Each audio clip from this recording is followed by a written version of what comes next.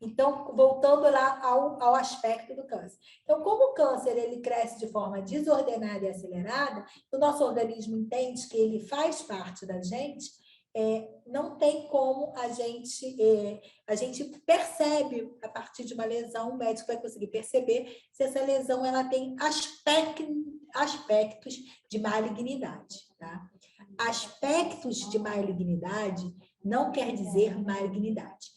Uma outra coisa que é muito importante a gente falar. Só quem pode dizer que um tumor é benigno ou maligno é a patologia. Só um estudo histopatológico de parte dessa lesão, um estudo mais aprofundado, através do laboratório, é que vai bater o martelo de malignidade ou de benignidade. Uma outra coisa, nem todo tumor é maligno. Existem tumores que são benignos, sendo que esses tumores, normalmente, eles não se enquadram nessas características que eu falei anteriormente. Então, são tumores que eles não têm aspecto especulado, eles normalmente têm contorno, borda regular, a gente consegue delimitar a área exata desse tumor. Tatiana, perguntando se já existe no SUS a tomossíntese mamária. Não existe no SUS tomossíntese mamária. Infelizmente, né? Ainda acho que deve levar um tempinho para o SUS ter um equipamento de tomossíntese mamária. Estão perguntando se todo câncer é maligno. Câncer é maligno. Todo tumor cancerígeno é maligno. Todo tumor é cancerígeno? Não. Nem todo tumor é cancerígeno. Todo tumor cancerígeno é maligno. Então, aqui é uns exemplos, assim, como a gente consegue, com a imagem digital, ter uma qualidade de imagem muito melhor. Então, aqui é uma mamografia convencional, uma imagem convencional, feita de forma convencional, e essa é uma imagem digital. Então, olha o contorno, a falta de borda. Essa daqui já tem um contorno melhor da pele. A gente pode janelar, quer dizer, e alterando ali a densidade radiográfica através de recursos digitais, para que eu consiga ver, inclusive, o contorno do mamilo. Tem uma outra pergunta. Pode fazer. O exame reduz a necessidade de biópsia? Gente, os outros alunos têm acesso às perguntas? Não. Eles conseguem ver? Conseguem. Ah, então tá. Então, tem uma pessoa me orientando aqui e eu estou parando para responder as perguntas conforme vocês estão botando no chat, tá bom? Pode repetir, Ingrid, a pergunta? O exame reduz a necessidade de biópsia? O exame reduz a necessidade de biópsia, sim. O médico, ele consegue, porque ele tem um aspecto, como ele consegue ver uma imagem seccional. Gente, pensem na tomografia. O paciente fez uma tomografia de tórax. Apareceu uma imagem suspeita. Normalmente, se o médico radiologista ou o próprio médico do paciente, ele tem uma dúvida com relação àquela imagem, qual é o próximo passo? É biopsiar aquela imagem? Não. Ele vai pedir uma tomografia do tórax. Aí ele pede uma tomografia do tórax, e vai fazer o quê? Ela vai seccionar o tórax. Então, eu vou fazer fatias e vou conseguir estudar o tórax na sua tridimensão. Quer dizer, o raio-x, assim como a mamografia, mesmo a digital, ela me fornece uma imagem bidimensional. Quer dizer, eu só tenho largura e altura.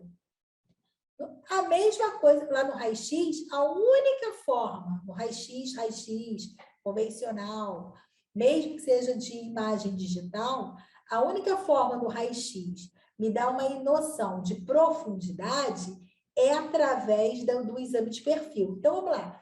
Eu fiz o raio-x de tórax, eu fiz um PA do tórax, uma incidência posterior anterior do tórax. Eu quero ter uma noção de profundidade. Eu vou fazer o perfil do tórax, porque eu vou ver o meu tórax em perfil, né? O nosso tórax não é aquela coisa plana, ele tem profundidade, ele tem uma extensão.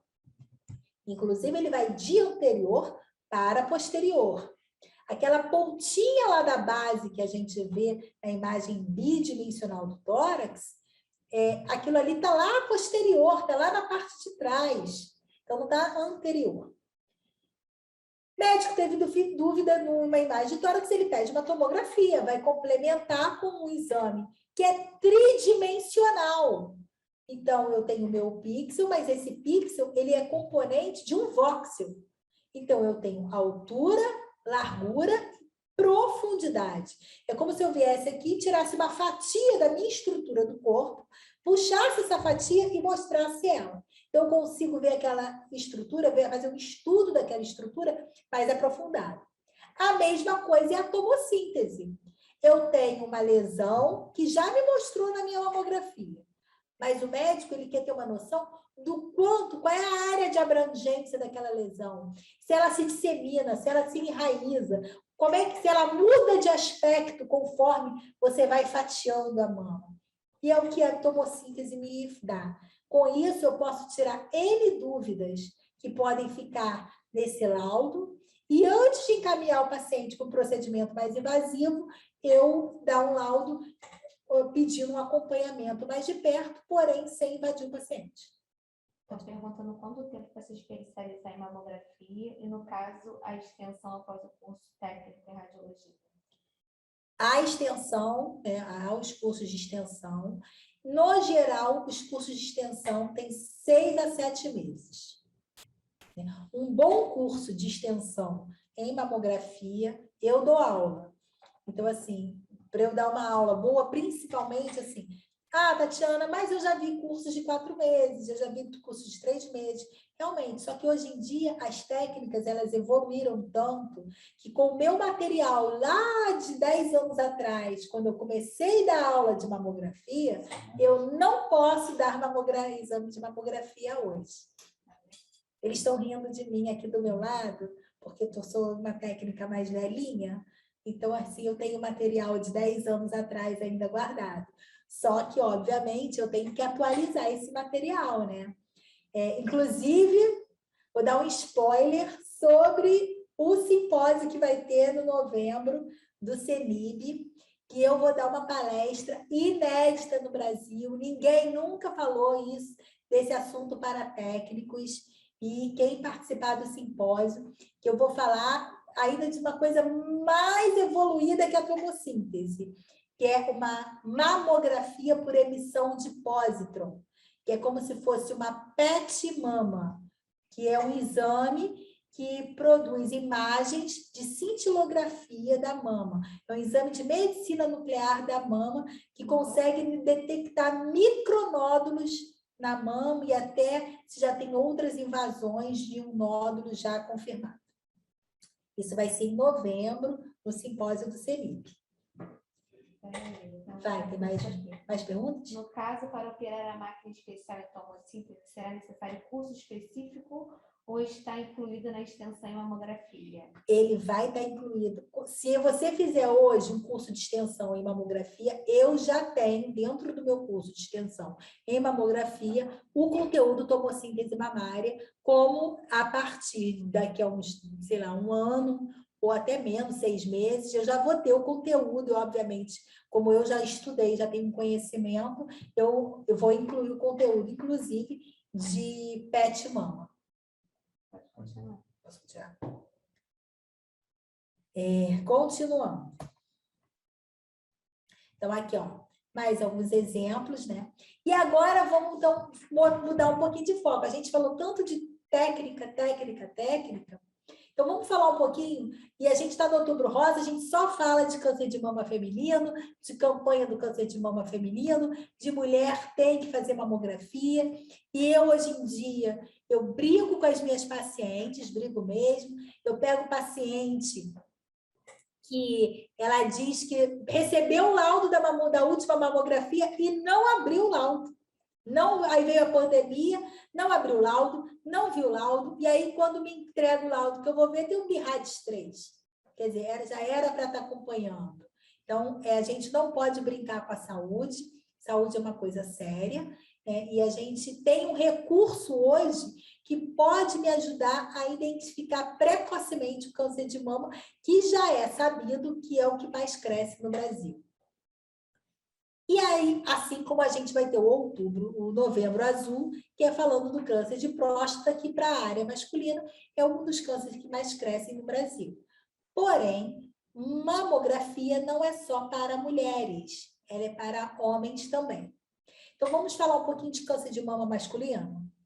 Atualmente, o câncer de mama masculino é um dos cânceres que está também crescendo muito e numa geração mais jovem.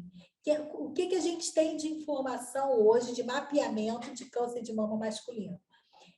Quem são os homens que normalmente têm câncer de mama? Principalmente rapazes que fazem uso de vulgo, né, bomba, que são aqueles esteroides anabolizantes. Então, o uso de esteroides anabolizantes, eles podem gerar a longo prazo câncer de mama masculino. O que é a ginecomastia masculina? A ginecomastia é uma patologia da mama, que mama é uma coisa que, se a gente começa a falar, ela vai puxando muito assunto, né? A gente já dá 1 hora aqui falando de mama, e de acordo, durante de uns anos para cá, houve uma mudança. Existem doenças da mama benignas que já são classificadas pelo SUS, pelos sistemas de saúde. Então, essas doenças da mama, elas são benignas, então elas não precisam de mamografia para estudar. A ginecomastia masculina, ela era uma doença da mama que poderia acontecer na puberdade por hormônio. Então, o adolescente, ele tinha um desarranjo hormonal e tinha uma ginecomastia. O que é uma ginecomastia? Um aumento da glândula masculina. Porém, o uso de anabolizante gera também ginecomastia. Por quê? É uma forma de defesa, você oferece para o teu organismo anabolizante, alguns hormônios que ele produz em uma determinada quantidade, você oferece aquilo em excesso, isso acaba gerando uma desestabilidade no organismo e essa desestabilidade acaba gerando consequências, dentre elas, no homem, a ginecomastia. Esse aumento da glândula masculina, ela pode gerar a longo prazo um nódulo dentro dessa mama. Muitos homens têm uma ginecomastia tão avançada, né, que eles precisam retirar a glândula mamária, porque eles já ficam com a mama muito proeminente. E o agravamento disso é o câncer de mama masculino. Então, existe um público específico, no qual, no estudo já do INCA e de outros órgãos de saúde, comprovam que a grande maioria dos homens... Então, os fatores desencadeadores de câncer de mama masculino: tabagismo e anabolizantes. São os 2 principais fatores que geram esse aumento no índice de câncer de mama masculino. Se faz mamografia de homem, se faz. É importante que o homem que tenha ginecomastia acompanhe a sua mama por mamografia? Sim, é importante. É importante que ele procure um mastologista, é importante que ele faça a avaliação da mama dele também. A mama digital, obviamente, que a mama do homem é bem menor, e eu consigo, mesmo um paciente com ginecomastia, eu, na imagem digital, produzi uma imagem com uma qualidade infinitamente melhor que era antigamente da mamografia convencional. Então, aqui é um outro exemplo de mama, a imagem. Eu boto um monte de imagem, porque eu sei que técnico, estudante de radiologia, adora ver imagem, né? A gente sobrevive e vive de imagem. Então, aqui é uma outra mama que aparece microcalcificações. Ah, Tatiana, na minha mama sempre aparece microcalcificação.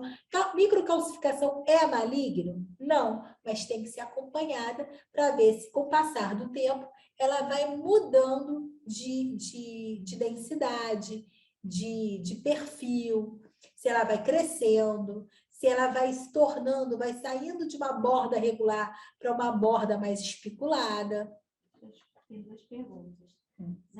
Já existe no Rio de Janeiro muito desses aparelhos ou ainda é uma tecnologia nova existente nos hospitais mais caros? Sim, infelizmente, ainda é uma tecnologia nova, existente em unidades particulares. Eu não vou nem usar a questão de hospital mais caro. Por quê? Porque hoje em dia, a pessoa que tiver plano de saúde, ela vai ter acesso a essa tecnologia, né? Se ela não puder pagar, mas ela tiver um plano de saúde, e qualquer plano de saúde dá cobertura aos equipamentos de tomossíntese, porque é aquilo, é um mamógrafo com o recurso da tomossíntese. Então, ele vai ter direito a esse recurso, sim, mas hoje em dia no sistema de saúde público não existe e nos hospitais, nas grandes redes, já existem aparelhos de tomossíntese aqui no Rio de Janeiro. Para quem já tem extensão em mamografia, seria interessante um curso de tomossíntese, mas esse de PET, mas acho que seria interessante no CENIP. Não entendi. Ela só diz que já, para quem já tem extensão em mamografia, seria interessante um curso só de tomossíntese e de PET, que seria interessante no CENIP. Olha só, já existe um projeto, já tem um projeto de extensão, né? Na verdade, eu acho que nem seria uma extensão, seria uma atualização de um curso de mama com esses recursos mais atuais, que eu acho que a gente não precisava, de repente, abordar somente isso, mas abordar também a imagem, qualidade de imagem digital, a imagem digital, fazer uma atualização em imagem digital. Pô, a gente, é uma coisa que eu e a Ingrid, a gente já tem conversado aqui no curso e com questão a gente produzir cursos para quem já atua na área de mamografia, mas quer se reciclar, talvez um curso de reciclagem. No sexo masculino, tem algum posicionamento específico? Porque não se tem muito tecido mamário para analisar. Sim, existe. Na mulher, as incidências de rotina é a crânio caudal e a médio lateral oblíqua. No homem, se você esse recurso ele não precisa ser necessariamente para a mama masculina só, tá? Por exemplo, hoje eu atendi uma paciente que a mama dela era muito pequenininha. Se eu achasse que estava muito difícil eu comprimir, ou então se eu não conseguisse tecido suficiente para comprimir de crânio caudal, o que é comprimir de crânio caudal? De cima para baixo. Então, o compressor vai subir de cima para baixo. Eu poderia comprimir ao contrário, de caldo cranial. Então, eu comprimo de baixo para cima. Então, eu pego da prega inframamária, o compressor, ao invés de estar em cima da mama, ele vai estar embaixo da mama. Então, eu vou pegar da prega inframamária para a parte superior da mama. É uma compressão que a gente utiliza na mama masculina, que torna mais fácil a gente conseguir tecido para compressão. Nos exames de mama, qual é o mais indicado para cada caso? Não entendi. Também. Nos exames de mama, qual é o mais indicado? Olha só, vamos lá. A mamografia é o exame mais indicado de mama. Né? Nenhum outro exame é muito importante, nós que somos profissionais da área de saúde, né?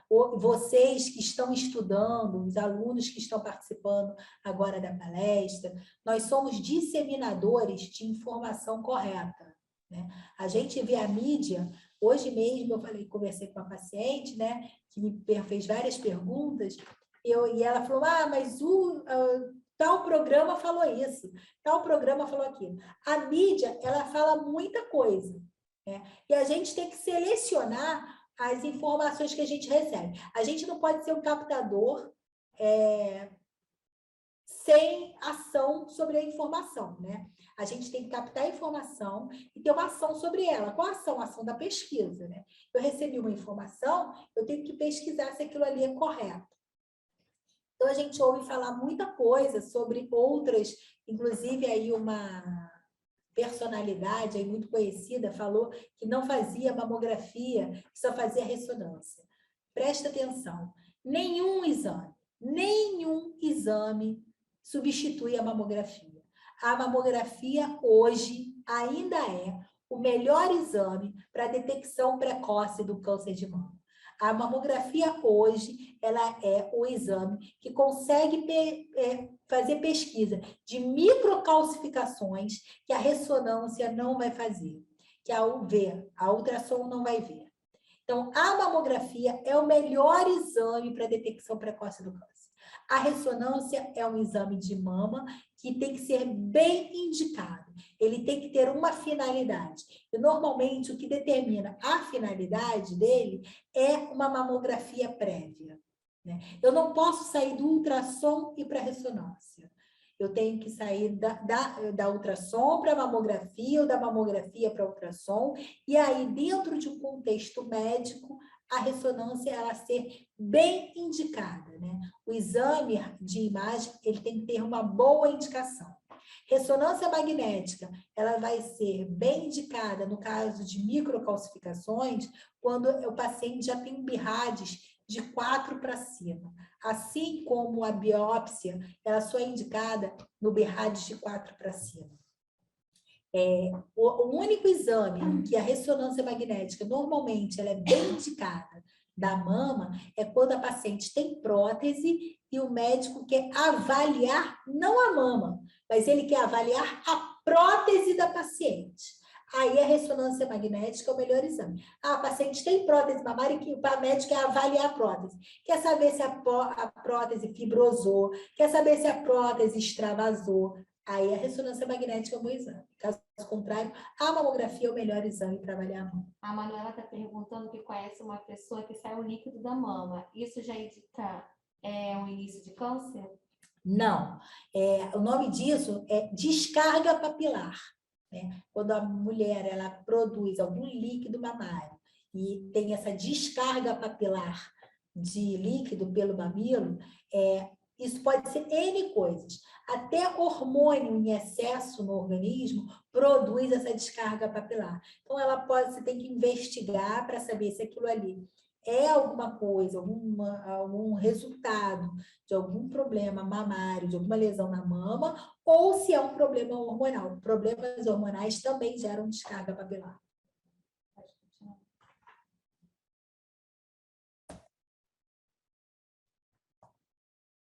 Então, concluindo, e falaram que está acabando, o último slide, conclusão. O pessoal vai até rir. A tecnologia vem facilitando o caminho da detecção precoce do câncer de mama e gerando um prognóstico de excelência para a cura, né? Eu fiz questão ontem, eu escrevi esse textozinho para concluir a palestra, porque a gente tem que utilizar.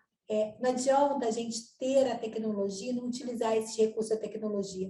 Poxa, Tatiana, mas a gente no SUS não tem acesso à tomossíntese. Não, a gente não tem acesso à tomossíntese, mas tem ao exame que mais detecta precocemente o câncer de mama, que é a mamografia. Então, incentivem a mãe, incentivem a irmã, incentivem a sogra, a cunhada, os homens incentivem as suas esposas a fazerem um autoexame. O Brasil ele é um país patriarcal ainda, que traz no inconsciente social, né, essa herança de uma geração muito patriarcal, onde a mulher, o seio da mulher representava o alimento do filho. Então, eu sempre falo para as minhas turmas de mamografia o seguinte: se você observar, fizer uma análise social da personalidade do brasileiro, né, de uma forma, de um contexto geral, você vai ver que no Brasil, na praia, você olha na praia, no Brasil as mulheres usam um biquíni muito grande tampando a mama e a parte de baixo mais light. Se você for fora do Brasil, você vê que as mulheres fazem topless de boa e normalmente a parte de baixo do biquíni ela é mais maior, né, do que aqui no Brasil. Por que isso acontece? Porque no Brasil o seio da mulher ele representa realmente essa questão da vergonha, do pudor, do alimentar o filho, fonte de alimento daquilo que eu procrio, de quem eu procrio. Então, se você deixar uma mulher nua no meio da rua, a primeira coisa que ela faz é cobrir as mãos. Por quê? É uma forma dela se proteger, dela se estampar aquilo que causaria falta de pudor nela. Então, é muito importante que a gente estimule, principalmente as pessoas de mais idade, a se tocarem, a ver, a avó, aquela pessoa que já tem mais de 60 anos, a olhar a mama, a palpar a mama, ver se tem nódulo, ir ao médico, fazer anualmente a mamografia, independente se não tem histórico ou não familiar. Hoje eu escutei de uma paciente assim, estou fazendo minha mamografia hoje porque se der tudo bem, só agora com 70 anos. Eu falei, mas por quê? Tem 60. Ela falou, não, se der tudo bem, eu só faço a cada 10 anos que eu não tenho que comprimir a mama. Aí eu dei uma chamada nela, falei, negativo. A senhora tem que vir todo mês de outubro fazer sua mamografia, porque é uma campanha social, nós faz essa campanha, o SUS fica de portas abertas, eu sei que não tem vaga, eu sei que o sistema é saturado, mas é importante que você procure. Consegui marcar para daqui a 6 meses, que seja daqui a 6 meses, mas vá fazer a mamografia, principalmente as mulheres após os 40 anos, que não têm histórico familiar, porque a gente não sabe, o câncer é uma doença silenciosa.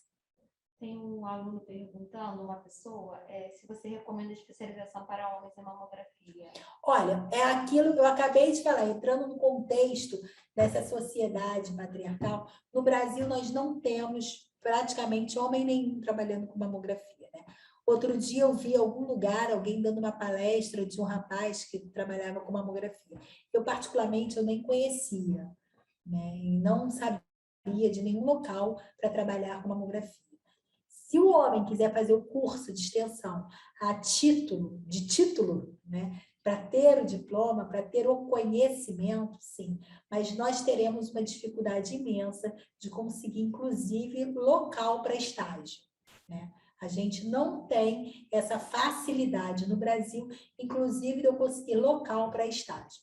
E 99,9% dos profissionais atuantes em mamografia no Brasil são de mulheres. Tatiana, você já deu curso em algum momento e teve homem na sua sala? Sim, eu já dei curso de mamografia e tinha homem na minha sala, porque ele queria o título. Para quando fizesse concurso e tivesse prova de títulos, ele mostrar o título para participar de seleções e contar ponto com o título de mamografia. Mais alguma coisa? Não.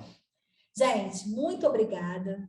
Estou bem feliz. Eu não estou totalmente feliz, porque quem me conhece sabe que eu adoro palestrar, eu adoro dar aula, é a minha paixão, mas eu gosto da interação com o aluno, de pegar, de ver os alunos na minha frente, de conversar. E, infelizmente, nesse momento, a gente não está podendo ter isso. Mas só de saber que vocês estão aí, eu estou aqui, podendo passar um pouquinho do meu conhecimento para vocês, eu já fico bem feliz. Espero que vocês tenham gostado e espero encontrá-los no simpósio do CENIB, quando eu for falar de mamografia por emissão de hipótese. Olha, informei que você vai disponibilizar até semana que vem no grupo deles, tá? Em PDF. Sim, o material até ser uma próxima semana, porque eu não tenho muito horário. Mas eu vou tentar disponibilizar esse material até na próxima semana no grupo dos alunos em PDF, tá bom? Muito obrigada, beijos, boa noite.